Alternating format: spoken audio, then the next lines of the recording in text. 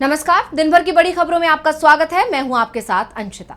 आज इस बुलेटिन में बात होगी संसद में विपक्ष के आगे झुकी सरकार की, उपराष्ट्रपति चुनाव की शुरू हुई प्रक्रिया की। देखेंगे ओबीसी सम्मेलन में राहुल गांधी और खरगे ने मोदी सरकार पर उठाए क्या सवाल, कांग्रेस से क्यों मदद मांगने पहुंचे केंद्र सरकार के 2 मंत्री। जानेंगे बिहार में क्यों नेता विपक्ष की जान लेने की हो रही है कोशिश, और बुलेटिन के आखिर में देखेंगे जाने माने कार्टूनिस्ट इरफान की किस खबर पर पड़ी तिरछी नजर।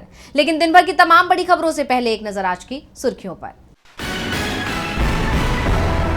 मणिपुर में बीजेपी की सरकार बनाने की कोशिशों को लगा झटका। राज्य में 6 महीने के लिए बढ़ाया गया राष्ट्रपति शासन। 1 साल से भी ज्यादा वक्त से अशांति झेल रहा है मणिपुर।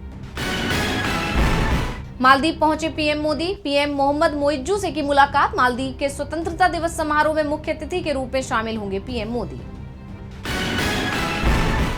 1000 साल पुराने 2 शिव मंदिरों पर थाईलैंड कंबोडिया के बीच जंग। अब तक 16 की गई जान। थाईलैंड ने बॉर्डर इलाकों से 1 लाख लोगों को हटाया।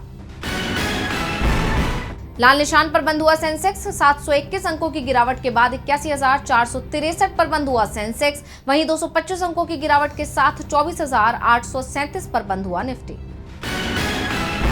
ये तो थी सुर्खियां। अब बात आज की सबसे बड़ी खबर की। संसद की कार्रवाई आज एक बार फिर से नहीं चल पाई। विपक्ष ऑपरेशन सिंदूर और एसआईआर पर चर्चा की मांग पर अड़ रहा है, तो दूसरी तरफ सरकार इस मुद्दे पर बचती दिखाई दी, जिसके चलते आज भी संसद नहीं चल पाई। नाराज इंडिया गठबंधन के सदस्यों ने संसद परिसर में जबरदस्त प्रदर्शन किया और इस प्रदर्शन का असर मोदी सरकार पर भी दिखाई दिया है। तो कैसे विपक्ष के आगे झुकती दिख रही है सरकार, देखिए ये रिपोर्ट। संसद में एक बार फिर ऑपरेशन सिंदूर और बिहार में शुरू हुए स्पेशल इंटेंसिव रिवीजन यानी एसआईआर का मुद्दा उठा। विपक्ष पहले ही दिन से इन दोनों ही मुद्दों पर चर्चा की डिमांड कर रहा है। सरकार की तरफ से भरोसा तो दिलाया जा रहा था कि कम से कम वो ऑपरेशन सिंदूर पर चर्चा कराएगी, लेकिन कब कराएगी ये नहीं बताया जा रहा था, जिससे मैसेज यही जा रहा था कि सरकार चर्चा को तैयार नहीं है। संसद सत्र कब शुरू होगा ये बात 50 दिन पहले बता दी जाती है, लेकिन ऑपरेशन सिंदूर पर चर्चा कब होगी ये बताने को सरकार तैयार नहीं हो रही थी, और एसआईआर पर चर्चा कराएगी भी इसका भी जवाब नहीं दे रही है, जिससे नाराज विपक्षी सांसदों ने संसद परिसर में जबरदस्त प्रदर्शन किया, एसआईआर के पोस्टर फाड़े और उन्हें डस्टबिन में फेंक दिया। सरकार और विपक्ष के बीच चल रहे इस टकराव के चलते संसद की कार्रवाई इस सप्ताह चल ही नहीं पाई, जिसके बाद लोकसभा अध्यक्ष ओम बिरला ने दोनों ही पक्षों के नेताओं के साथ बैठक बुलाई। इस बैठक में विपक्ष की मांग के आगे सरकार झुकती दिखाई दी और ऑपरेशन सिंदूर पर चर्चा कराने को तैयार हो गई। अब 28 जुलाई से लोकसभा की कार्रवाई नियमित तरीके से चलेगी। इसके साथ ही ऑपरेशन सिंदूर पर चर्चा शुरू होगी। विपक्ष की मांग के तहत स्पेशल डिस्कशन के तहत चर्चा होगी और लोकसभा और राज्यसभा दोनों सदनों में इस मुद्दे पर 16-16 घंटे की चर्चा होने की उम्मीद है। लेकिन एसआईआर को लेकर अभी तक सरकार ने चर्चा की कोई बात नहीं की है, यानी अगले सप्ताह ऑपरेशन सिंदूर को लेकर तो संसद में बहस होगी, लेकिन एसआईआर को लेकर अभी भी सरकार और विपक्ष के बीच टकराव बना हुआ है। इसके साथ ही अमेरिका के साथ चल रही ट्रेड डील को लेकर भी विपक्ष की मांग पर सरकार की तरफ से कोई संतोषजनक जवाब नहीं मिला है, यानी मानसून सत्र में अभी भी सरकार और विपक्ष के बीच टकराव खत्म नहीं हुआ है। ऑपरेशन सिंदूर पर तो चर्चा होगी, लेकिन एसआईआर पर अभी भी सरकार का रुख साफ नहीं है, यानी सरकार की मुसीबत कम होती नहीं दिख रही है। वैसे भी उपराष्ट्रपति के इस्तीफे ने पहले से ही मोदी सरकार को मुश्किल में फंसा रखा है। अब चुनाव आयोग की तरफ से चुनाव प्रक्रिया भी शुरू कर दी गई है, तो वहीं उपराष्ट्रपति सचिवालय को लेकर बड़े खुलासे हो रहे हैं। उपराष्ट्रपति पद के लिए चुनावी कवायद तेज हो गई है। जगदीप धनखड़ के इस्तीफे के बाद खाली हुए इस पद के लिए चुनाव आयोग ने तैयारियां शुरू कर दी हैं। आयोग ने राज्यसभा सचिवालय की संयुक्त सचिव गरिमा जैन को रिटर्निंग अधिकारी और निदेशक विजय कुमार को सहायक रिटर्निंग अधिकारी नियुक्त किया है। यानी अब यह तय हो गया है कि देश को अगला उपराष्ट्रपति 60 दिनों के अंदर मिल जाएगा, क्योंकि चुनाव की अधिसूचना जारी होने के बाद पूरी प्रक्रिया के लिए कम से कम 32 दिनों का वक्त लगता है। इसलिए यह चुनाव मॉनसून सत्र के बाद ही हो जाएगा, क्योंकि मॉनसून सत्र 21 अगस्त को पूरा हो रहा है। ऐसे में अब सवाल यह भी उठ रहे हैं कि इस बार उपराष्ट्रपति का चुनाव निर्विरोध होगा या फिर चुनाव के जरिए नया उपराष्ट्रपति चुना जाएगा। दूसरी ओर धनखड़ के इस्तीफे के 3 दिन बाद उनके सचिवालय को बंद करने का फैसला चर्चा का विषय बन गया है। एक मीडिया रिपोर्ट में दावा किया गया है कि उपराष्ट्रपति भवन में सचिवालय के लिए एक अलग विंग थी, जिसे अब बंद कर दिया गया है। इस विंग से धनखड़ के साथ काम कर रहे कई अधिकारी अपने मूल कैडर में वापस भेज दिए गए हैं। मीडिया रिपोर्ट में एक अधिकारी के हवाले से दावा किया गया है कि उपराष्ट्रपति सचिवालय में अब मुश्किल से कुछ ही अधिकारी हैं, बाकी सभी जा चुके हैं। सचिवालय के अलग बने विंग को एक एक करके खाली किया गया और अब वो लॉक कर दिया गया है। चाबियां 2 अवर सचिवों को सौंप दी गई हैं। हालांकि अधिकारियों ने साफ किया है कि उपराष्ट्रपति भवन के किसी भी कमरे को सील नहीं किया गया है, जैसा कि कुछ अटकलें चल रही थीं। उपराष्ट्रपति एन्क्लेव में अभी भी कुछ सरकारी अधिकारी मौजूद हैं जो अपने मूल कैडर में लौटने के ऑर्डर का इंतजार कर रहे हैं। इस बीच चर्चा इस बात को लेकर भी गर्म है कि 21 जुलाई को इस्तीफा देने के बाद से जगदीप धनखड़ आखिर कहां हैं और क्या कर रहे हैं, क्योंकि ना तो उनका कोई बयान सामने आया और ना ही वो कहीं दिखाई दिए। धनखड़ ने खराब सेहत का हवाला देते हुए इस्तीफा दिया, लेकिन उनकी कोई हेल्थ रिपोर्ट भी सामने नहीं आई है, जिसे लेकर विपक्ष के उस दावे को और बल मिल गया है कि इस इस्तीफे के पीछे जरूर दाल में कुछ काला है। अब जब तक धनखड़ अपनी चुप्पी नहीं तोड़ते हैं, तब तक कयासों का बाजार इसी तरह गर्म रहने वाला है। उपराष्ट्रपति कौन बनेगा, इस पर सवाल है, क्योंकि मोदी सरकार के लिए चुनाव आसान नहीं होने वाला है। विपक्ष भी तैयार है और उसकी झलक दिल्ली में कांग्रेस के ओबीसी सम्मेलन में दिखाई भी दे गई है। संसद में विपक्ष के नेता राहुल गांधी और मल्लिकार्जुन खड़गे ने सरकार पर तीखा हमला किया। देखिए रिपोर्ट। दिल्ली के तालकटोरा स्टेडियम में कांग्रेस ने ओबीसी नेतृत्व भागीदारी न्याय सम्मेलन का आयोजन किया। इस समारोह में कांग्रेस अध्यक्ष मल्लिकार्जुन खड़गे और पार्टी सांसद राहुल गांधी शामिल हुए। इस राहुल गांधी ने ओबीसी समुदाय के हक की बात करते हुए एक अहम बात कही। राहुल ने कहा कि मैं 2004 से राजनीति में हूँ। जब मैं पीछे मुड़कर देखता हूँ तो मुझे लगता है कि मैंने एक गलती की, और वो गलती ये है कि मैंने ओबीसी की उस तरह रक्षा नहीं की जैसी मुझे करनी चाहिए थी। ऐसा इसलिए हुआ क्योंकि मैं उस समय आपके मुद्दों को गहराई से नहीं समझ पाया। कांग्रेस पार्टी में और मेरे अंदर भी एक चीज मैंने मिस कर दी, एक गलती मैंने की। क्या थी? जो ओबीसी वर्ग है उसका जिस प्रकार से मुझे प्रोटेक्शन करना था, मैंने नहीं किया। राहुल ने आगे कहा कि मुझे अफसोस है कि अगर मुझे आपके ओबीसी इतिहास, आपके मुद्दों के बारे में थोड़ा भी पता होता तो मैं उसी समय जाति जनगणना करा लेता। ये मुझसे हुई गलती है, ये कांग्रेस पार्टी की गलती नहीं है, ये मेरी गलती है। मैं उस गलती को सुधारने जा रहा हूँ। इस मौके पर कांग्रेस अध्यक्ष मल्लिकार्जुन खड़गे ने भी केंद्र सरकार पर तीखा हमला बोला। उन्होंने पीएम नरेंद्र मोदी को झूठों का सरदार करार देते हुए कहा कि वो झूठों के सरदार हैं, झूठ बोलने का ही उनका काम है। 2 करोड़ नौकरी देंगे, झूठ बोले। काला धन देश में लाकर पैसा दूंगा, वो भी झूठ बोले। एमएसपी को लेकर झूठ बोले। ओबीसी वर्ग की आय बढ़ाने को लेकर भी झूठ बोले। हर चीज पीएम मोदी झूठ बोलते हैं। अपने जीवन में, खासकर संसद में, वो झूठ बोलते हैं। आप लोगों को समझना चाहिए, ये देश को गुमराह कर रहे हैं। खड़गे ने यह भी कहा कि राहुल गांधी पिछड़ों और दलितों के लिए लगातार लड़ रहे हैं, और अगर लोकसभा चुनाव में कांग्रेस को 30 और सीटें मिली होती तो वो कांग्रेस आज सत्ता में होती। कांग्रेस को इस सम्मेलन में ओबीसी समुदाय के मिले समर्थन और राहुल खड़गे के भाषण में मोदी सरकार की नींद उड़ाकर रखती है। कांग्रेस के तेवरों से साफ है कि मोदी सरकार की मनमानी चलने वाली नहीं है, और इसका असर भी दिखाई दिया जब केंद्र सरकार के 2 मंत्री कांग्रेस अध्यक्ष मल्लिकार्जुन खड़गे और राहुल गांधी से मिलने के लिए पहुंच गए। तो क्यों सरकार को पड़ी कांग्रेस की जरूरत? देखिए रिपोर्ट। जब से मोदी सरकार सत्ता में आई है, उसके बाद से ये पहली बार है जब सबसे ज्यादा मजबूत विपक्ष है, जिसके चलते मोदी सरकार भी जानती है कि अब वो विपक्ष को नजरअंदाज नहीं कर सकती है।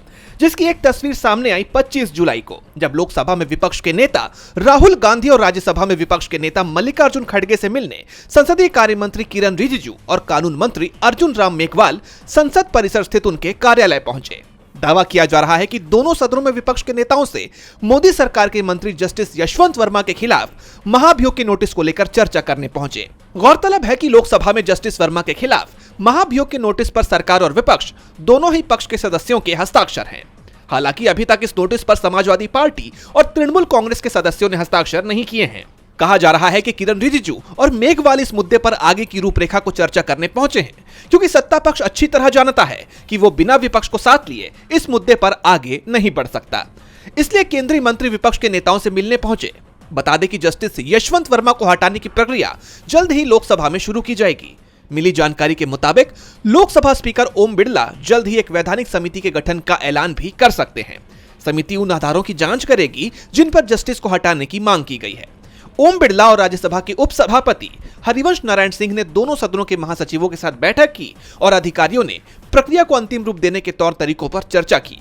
बाद में केंद्रीय गृह मंत्री अमित शाह भी इस बैठक में शामिल हुए। कांग्रेस के दबाव में केंद्र की सरकार दिख रही है तो बिहार सरकार भी इंडिया गठबंधन के दबाव में दिखाई दे रही है। बिहार विधानमंडल के सत्र में कानून व्यवस्था और एसआईआर का मुद्दा सरकार पर भारी पड़ रहा है। इस बीच विधान परिषद में विपक्ष की नेता राबड़ी देवी ने तेजस्वी यादव की जान पर संकट को लेकर बड़ा दावा कर दिया है, जिससे बिहार की सियासत में हंगामा मच गया। देखेंगे रिपोर्ट में। बिहार में नीतीश सरकार के इस कार्यकाल में विधानमंडल का ये अंतिम सत्र काफी जोरदार रहा। विपक्ष की तरफ से प्रदेश की एनडीए सरकार पर जबरदस्त हमले किए गए। बिहार में चल रही एसआईआर प्रक्रिया के विरोध में विपक्ष लगातार काले कपड़ों में सदन पहुंच रहा है, जिस पर सीएम नीतीश कुमार का गुस्सा फूट पड़ा। उन्होंने कहा, आप भी कभी पहने थे, ये कपड़वा पहन के आते थे, वो उनको छोड़ दो, तो जरा देख लीजिए सबका कपड़ा कैसा पहने हुए। नीतीश ने कहा कि ये लोग काले कपड़े पहने हुए हैं, उल्टा पलटा काम कर रहे हैं। उनके इस बयान में झुंझलाहट साफ दिखाई दे रही है कि कैसे विपक्ष के विरोध से नीतीश सरकार की परेशानी बढ़ती जा रही है। इस दौरान आरजेडी विधायक भाई वीरेंद्र ने सत्ताधारी दल के नेताओं पर तीखी टिप्पणी की।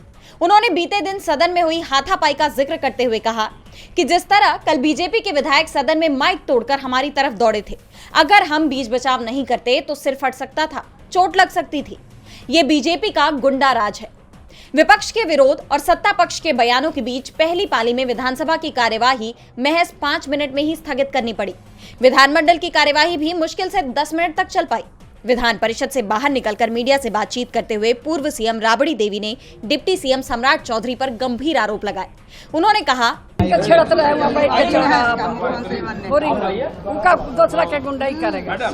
दरअसल बीते दिन सदन में सम्राट चौधरी ने आरजेडी नेता तेजस्वी यादव पर हमला करते हुए कहा था कि जिसका बाप अपराधी हो वो क्या बोलेगा, और अब राबड़ी देवी का ये पलटवार सामने आया है। इसके अलावा उन्होंने तेजस्वी की जान को खतरे का भी मुद्दा उठाया। अंतिम दिन भी सदन में काफी गहमा गहमी रही। लंच के बाद दोबारा शुरू हुई कार्यवाही भी मात्र 13 मिनट 43 सेकंड में अनिश्चित काल के लिए स्थगित कर दी गई। यानी बिहार विधानमंडल का ये मॉनसून सत्र हंगामे की भेंट चढ़ गया। एनडीए की सरकार केंद्र में हो या राज्य में मुश्किल में दिख रही है, तो मुश्किल में इस समय अमेरिका का दोस्त इजराइल भी दिख रहा है। फ्रांस की तरफ से फिलिस्तीन को लेकर बड़ा फैसला लिया गया है, जिसने इजराइल के साथ अमेरिका की भी चिंता बढ़ा दी है। तो क्या है फ्रांस का फैसला जिसने दुनिया भर में मचा दी है हलचल? देखिए रिपोर्ट। गजा में जंग को लेकर इजराइल अब बुरी तरह घिरता नजर आ रहा है। अमेरिका से लेकर ग्रीस जैसे देशों में इजराइल के खिलाफ विरोध प्रदर्शन हो रहे हैं। इस बीच फ्रांस ने इजराइल को बड़ा झटका देते हुए अहम घोषणा की है। फ्रांस के राष्ट्रपति इमैनुअल मैक्रों ने फिलिस्तीन को मान्यता देने का ऐलान किया है। उन्होंने कहा कि फ्रांस फिलिस्तीन को अलग देश के रूप में मान्यता देगा। सितंबर में संयुक्त राष्ट्र महासभा में इसका ऐलान होगा। आज सबसे जरूरी है कि गजा में युद्ध को रोका जाए और लोगों को बचाया जाए। ऐसा करने वाला फ्रांस पहला G7 राष्ट्र बन जाएगा। मैक्रों ने अपनी सोशल मीडिया पोस्ट में कहा कि हमें तत्काल सीज फायर, सभी बंधकों की रिहाई और गजा के लोगों के लिए बड़े पैमाने पर मानवीय सहायता की जरूरत है। हमें हमास का डिमिलिटराइजेशन भी करना होगा। गजा को सुरक्षित और इसे फिर से बनाना होगा और फिलिस्तीन देश को बनाना होगा। उनके इस बयान ने इजराइल और अमेरिका को चौंका दिया है। इजरायली प्रधानमंत्री बिन्यामिन नेतन्याहू ने कहा कि फ्रांस का ये कदम आतंकवाद को इनाम देने जैसा है और गजा की तरह एक और ईरानी मोहरे को जन्म देने का खतरा बढ़ाता है। वहीं अमेरिकी राजदूत ने कहा कि फ्रांस को ही ब्रिटिश कॉलोनी घोषित किया जाए। अमेरिका के विदेश सचिव मार्को रूबियो ने कहा कि फ्रांस के राष्ट्रपति इमैनुअल मैक्रों का ये बकवास फैसला हमास के प्रोपेगेंडा को बढ़ाएगा और मिडिल ईस्ट में शांति को पीछे धकेल देगा। लेकिन एक बात तो तय है कि जिस तरह फिलिस्तीन का समर्थन बढ़ रहा है, उससे अमेरिका इजराइल की चिंता बढ़ती जा रही है। फ्रांस के फैसले के बाद अब दूसरे देश भी फिलिस्तीन पर बड़ा फैसला ले सकते हैं।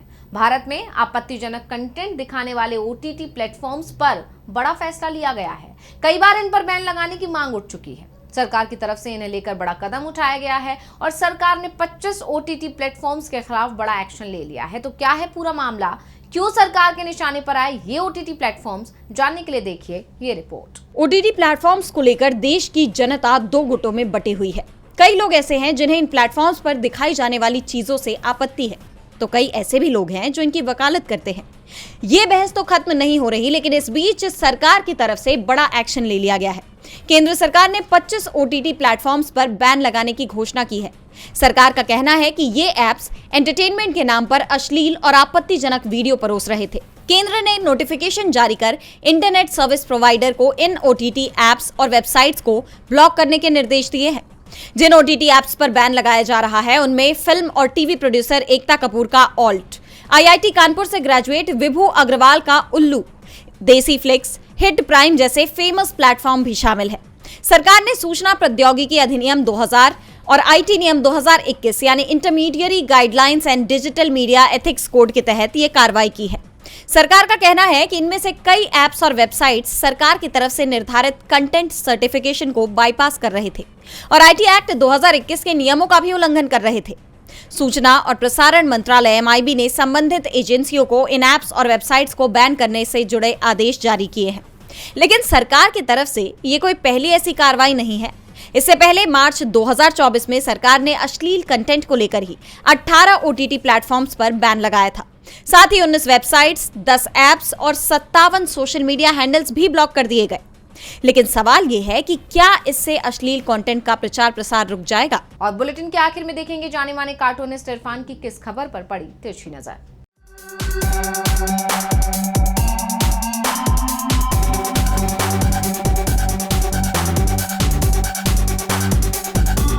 एक रिपोर्ट आई है कि पीएम नरेंद्र मोदी भारत के सबसे लंबे कार्यकाल वाले प्रधानमंत्री बन गए हैं, इंदिरा गांधी से भी ज़्यादा। अगर इंदिरा गांधी भी चाहती तो ED, CBI, UPA का भी इस्तेमाल देश हित में करती। तो इंदिरा है तो मुमकिन है भी हो सकता था।